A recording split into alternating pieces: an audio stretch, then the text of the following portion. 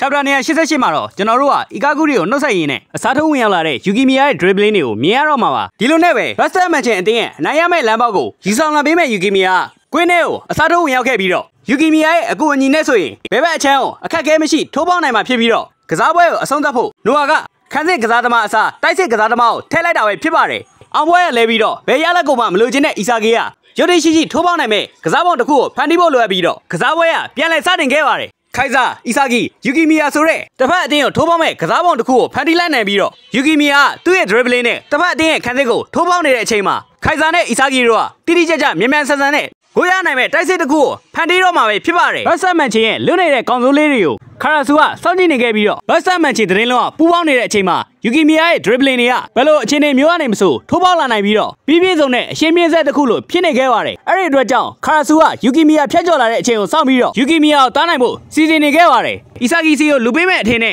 ခါရာဆူက Isagi ကိုပိတ်ထားပေမဲ့တဲချက်အနေနဲ့အသုံးချပြီးတော့လူမပေးပဲနှစ်ယောက်လုံးကိုကြော်ပြတ်သွားခဲ့ပါတယ်ခိုင်စာနဲ့ Isagi နှစ်ယောက်လုံးသူ့ကိုယ်သူတောက်ပေါက်ဖို့အတွက်တဲချက်အနေနဲ့ Yukimiya အသုံးချသွားခဲ့ပြီးတော့အတ္တသမားတွေကအချင်းချင်းညံနေညံနဲ့တွေနဲ့ပြိုင်ဆိုင်နေကြပါတယ်Isagi လိုချင်နေတဲ့အတိုင်း Yukimiya သူ့အသုံးချခံပစ္စည်းတစ်ခုအနေနဲ့အသုံးချသွားခဲ့ပြီးတော့မခံမနိုင်တဲ့အပိုင်းစားတစ်ခုအနေနဲ့တကူကောင်းဆန်တဲ့ညံကြီးရှင် Yukimiya အားလုံးပြောင်းလဲပြပါတော့မယ်တစ်ဖက်မှာ Yukimiya ကတော့ Isagi တင်ပေးခဲ့တဲ့တကူကောင်းဆန်တဲ့အတ္တနဲ့အားလုံးကြော်ပြတ်နေပြီးတော့သူ့ကိုယ်သူစရိရမယ်ဆိုရင်တော့ Isagi ကိုနေရှိပြမယ်ဆိုပြီးတော့ဘောလုံးကန်သွင်းလိုက်ပါတယ်ဂျင်းနဲ့ချက်တွေကနေလူနှစ်ယောက်ကိုကြော်အောင်ကန်သွင်းလိုက်ပြီးတော့ဂျင်းနဲ့ချက်တွေဖြစ်နေခဲ့တဲ့အတွက်တတိယမြောက်လူချားဖြတ်ထုတ်တာကိုခံလိုက်ရပါတယ်အဲ့ဒီအပြင် Yukimiya ရဲ့ကန်ချက်ကိုရိုးရှင်းနေဆိုပြီးတော့လေလောင်ပြောင်နေခဲ့ပါတယ်Yukimiya ရဲ့ကန်ကုန်မဲ့အချိန်အသားခံရလို့ပြန်ကန်ထွက်လာမဲ့ဘောလုံးကိုစောင့်နေခဲ့တဲ့ Isagi Yoichi ကအဲ့ဒီဘောလုံးနဲ့တန်းပြီးတော့ကန်သွင်းရမလားလို့စဉ်းစားနေခဲ့ပါတယ်ဒါပေမဲ့လေ Isagi ကန်သွင်းလို့ရမဲ့ကွာဝေးမဟုတ်တဲ့အတွက်ကြောင့်ကောင်းမွန်တဲ့ဆုံးဖြတ်ချက်တစ်ခုမဟုတ်တဲ့အတွက်အခုချိန်မှာအကောင်းဆုံးရွေးချယ်မှုတစ်ခုဖြစ်တဲ့သူ့နောက်က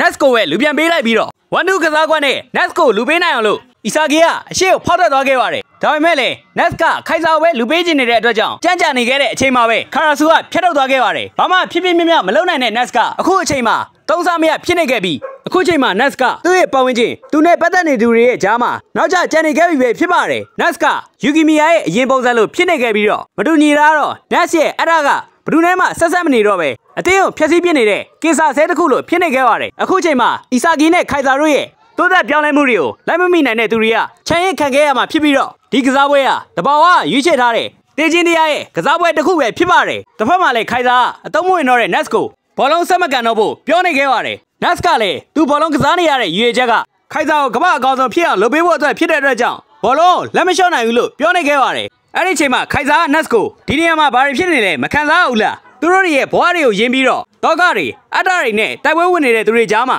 တဲရောက်တဲ့အသက်ရှင်နေတဲ့သူတွေကိုယ့်အတွက်ကိုမကြည့်နိုင်တဲ့သူတွေကထွက်သွားရမှာပဲလို့ပြောနေခဲ့ပါတယ်ခိုင်စာကိုကမ္ဘာအကောင်းဆုံးဖြစ်စေဖို့အတွက်ဘောလုံးကန်လာတဲ့ Nes ကလည်းခိုင်စာတာမရှိဘူးဆိုရင်သူ့မှာဘောလုံးကန်ဖို့အကြောင်းပြချက်လည်းမရှိတော့ဘူးလို့ပြောတဲ့အခါမှာလူစကားပြောလို့နားမလည်တဲ့ Nes ကိုခိုင်စာကတဖန်ပြန်ပြီးတော့သူက Nes အပေါ်မှာစိတ်ဆိုးနေတာမျိုးမဟုတ်ပဲအမိမလိုက်နေတဲ့သူတွေကိုဂယုမဆိုင်တာဖြစ်ကြောင်းစတဲ့ပြောင်းလဲနေတဲ့သူနဲ့ Isagi တို့ကတီထွင်ဖန်တီးမှုမရှိတဲ့ရှေးရိုးဆွဲတွေကိုမလိုအပ်တော့ကြောင်းပြောရတယ်အခုချိန်မှာ Nes ကအားလုံးရဲ့အနောက်မှာနောက်ကျကြံနေခဲ့ပြီးတော့ခိုင်စာမပါပဲမတောက်ပနိုင်တဲ့ Nes ကိုဘယ်သူမှ Nes စီကနေမျောလင့်မနေကြတော့ပါဘူး Nes ရဲ့ပါရမီကအဆိုးဝါးဆုံးအခြေအနေမှာတေဆုံးသွားခဲ့ပြီပဲဖြစ်ပါတယ်တစ်ဖက်မှာ Rin က Isagi ကိုဖျက်ဆီးကျင်နေခဲ့တယ်ဆိုပေမဲ့အဲ့လိုလုပ်ပြန်ရင်လေ Isagi ကအဲ့ဒီစိတ်ကိုအသုံးချပြီးတော့ပြတ်တိုင်းမှမလို့အဲ့ဒီຢာကိုကြော်လွန်နိုင်ဖို့အတွက်ပိုပြီးအားကောင်းတဲ့လှုပ်ဆောင်မှုမျိုးလိုအပ်နေခဲ့ပါတယ်အဲ့ဒီလိုမျိုးလှုပ်ဆောင်မှုကိုရှာဖွေနိုင်မှပဲ Isagi ကိုဖျက်ဆီးပြစ်နိုင်မှာဖြစ်ပြီးတော့ကိုင်းထဲကစိတ်ဖိစီးမှုတွေကြားနေ Isagi ကိုဖျက်ဆီးပြီးမှရလာမဲ့ပျော်ရွှင်မှုကို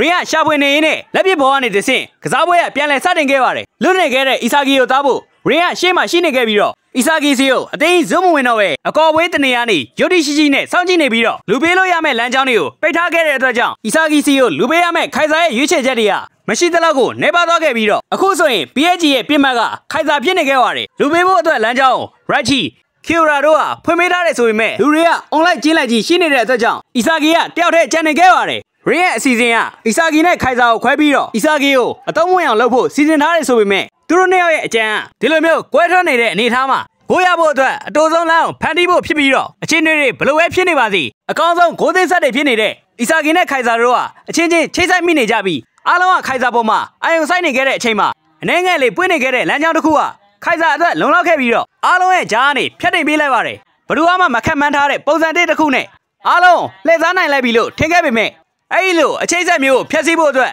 ရင်းကစောင့်နေခဲ့တာဖြစ်ပြီးတော့ဘောလုံးကိုလည်းကားလိုက်နိုင်ပါတယ်ဘယ်သူမှမခံမနိုင်ခဲ့တဲ့ကစားပုံကိုရင်းကတားဆီးနိုင်ခဲ့ပြီးတော့ပါရမီရှင်ကြီးကနောက်ဆုံးအခိုက်အတန့်မှာထပ်ပြီးစင်ကဲပြောင်းလဲခဲ့ပါတယ်ရင်းရဲ့ပြောင်းလဲမှုကြောင့်ပြန်ကန်ထွက်လာတဲ့ဘောလုံးကချားစီကိုရောက်ရှိသွားခဲ့ပြီးတော့တံပြန်တက်စီစင်မှုအခွင့်အရေးရရှိသွားခဲ့ပါတယ်ချားစ်က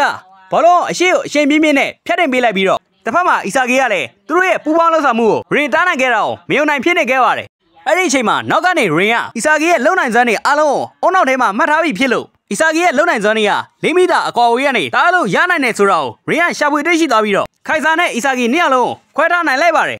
ရင်ကတကယ်ကြီးကိုယူသွင်းနေခဲ့ပြီးတော့နောက်ကနေလိုက်ကပ်နေတဲ့ရင်ကိုဖဲဖို့အတွက်နီးလန်းကိုအီဆာဂီကစဉ်းစားနေခဲ့ပါတယ်ရင်နဲ့ဝေးဝေးကိုခွာလိုက်မယ်ဆိုရင်လှုပ်ရှားမှုတွေကလွတ်လပ်သွားမယ်ဆိုပေမဲ့ခိုင်ဆာနဲ့တွဲလုံးကပျက်စီးသွားမှဖြစ်ပြီးတော့ဘတ်စတာမန်ရှင်တင်းလုံးကလည်းငါးပါးအမောက်မှဖြစ်ပါတယ်အဲ့ဒါကြောင့်မို့နောက်ဆုံးလုံးမရတဲ့အီဆာဂီကအဲ့ဒီ၄မီတာအကွာဝေးမှာပဲရင်ကိုရှင်းတိုက်နိုင်ဖို့လုပ်နေခဲ့ပြီးတော့ရင်ကလည်းအီဆာဂီရဲ့အသွေးတွေလွတ်လပ်မှုတွေအိမ်မက်တွေအားလုံးဖျက်ဆီးပြစ်မယ်လို့ကြုံဝါနေခဲ့ပါတယ်သူတို့ရဲ့နောက်ဆုံးအခွင့်အရေးမလို့ပြေးကြီးအတင်းသားတွေကလည်းအစွမ်းကုန်စူးစမ်းနေခဲ့ကြပြီးတော့ခဏလေးအတွင်းမှာပဲကွင်းလဲကိုကြော်လာခဲ့ပါတယ်ဇန်တက်ဆူကချားစီကိုလိုပေးလိုက်ပြီးတော့ချားစ်ကလည်းနောက်ဆုံးပေးဖို့မှုအနေနဲ့လွတ်လပ်နေတဲ့နတ်ဆိုရှီဒိုစီကိုလမ်းပေးလိုက်ပြီးတော့ရှီဒိုတားဖို့အတွက်ခီယိုရာရှိနေခဲ့ပါတယ်ခီယိုရာအပြင်ကူနီဂါမီယာပါရှီဒိုဝိုင်းပြီးတော့တားနေတဲ့အတွက်ကြောင့်ရွေးချယ်စရာမရှိတော့တာမလို့ရေစီကိုပဲပေးလိုက်ရပါတယ်ရင်နဲ့အီဆာဂီတို့ကတယောက်ချင်းစီရှင်းတိုက်နေခဲ့ကြပြီးတော့ရေစီမှာဘောလုံးရှိနေခဲ့တယ်ဆိုပေမဲ့အကော်ဝေးကဝေးလုံးနေတဲ့အတွက်ကြောင့်ကန်သွင်းဖို့မဖြစ်နိုင်သေးပါဘူးဒါပေမဲ့လည်းနောက်ထပ်အနေငယ်ဆိုရင်ကန်သွင်းလို့ရမယ့်အကော်ဝေးကိုရောက်တော့မှဖြစ်တဲ့အတွက်ကြောင့်တကွက်လေးမားနဲ့ပွဲသိမ်းပြီပဲဖြစ်ပါတယ်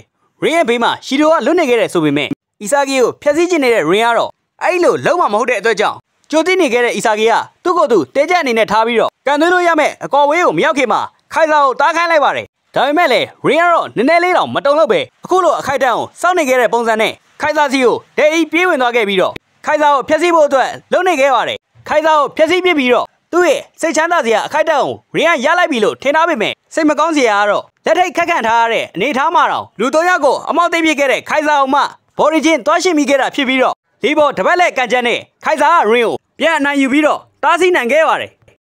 ဒီနေ့ဗီဒီယိုကတော့ဒီလောက်ပါပဲဗီဒီယိုကိုကြိုက်နေတဲ့တဲ့ဆိုရင်တော့ကျွန်တော်ရဲ့ YouTube channel လေးကို like and subscribe လုပ်ခဲ့ပေးကြဖို့တောင်းဆိုချင်ပါတယ်အားပေးကြတဲ့သူတယောက်ချီတိုင်းကိုလည်းကျေးဇူးအထူးပဲတင်ရှိပါတယ်နောက်ပိုင်းဒီမှာပြန်တွေ့ကြတာပေါ့